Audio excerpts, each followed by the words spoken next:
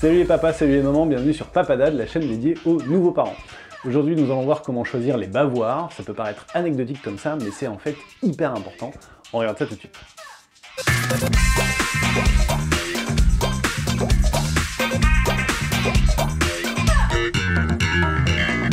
Il n'y a pas un, mais des bavoirs. Ça dépend de leur taille, du mode de fermeture, de l'âge de votre enfant. Donc on va les passer en revue pour voir un petit peu les avantages et les inconvénients de chacun.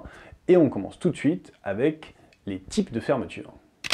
Donc pour vos bavoirs, il existe plusieurs types de fermeture. Le type de fermeture numéro 1, c'est la fermeture type pression.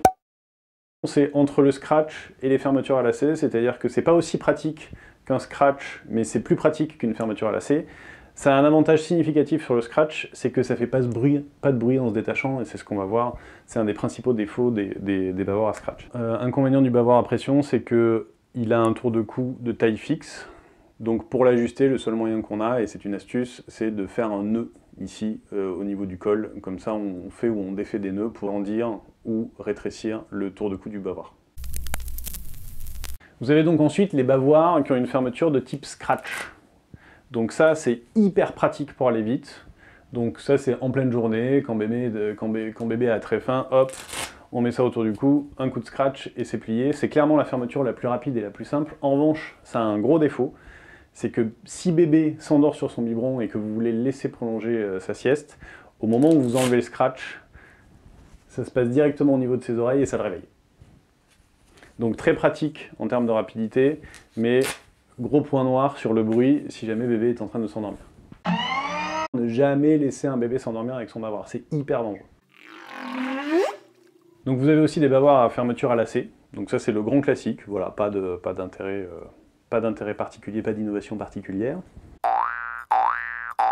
Donc en termes d'attache toujours, vous avez les bavoirs à élastique.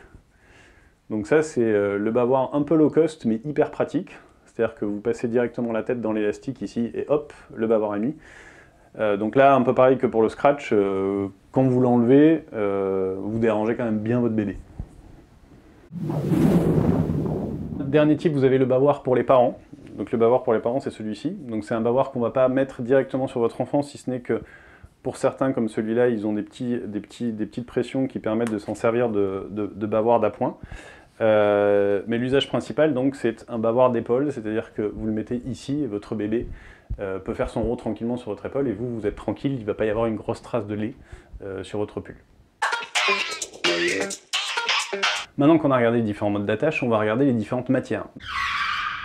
Donc on a la matière type toile cirée. Donc ça c'est très pratique quand bébé commence à manger à la cuillère. Donc quand vous êtes en train de le diversifier, donc la diversification c'est le passage du lait aux aliments un peu plus solides, compotes de fruits ou de légumes. Ça c'est très pratique parce que les compotes notamment vont être hyper faciles à nettoyer. Donc ça c'est à privilégier plutôt pour les plus grands au moment de la diversification. A l'inverse, la toile cirée quand c'est du lait c'est un enfer parce que ça coule, ça perle directement sur ce qu'il y a en dessous, donc sur les jambes du petit ou sur votre bras. Donc ensuite vous avez les bavoirs type coton, on va dire lisse, ou coton éponge.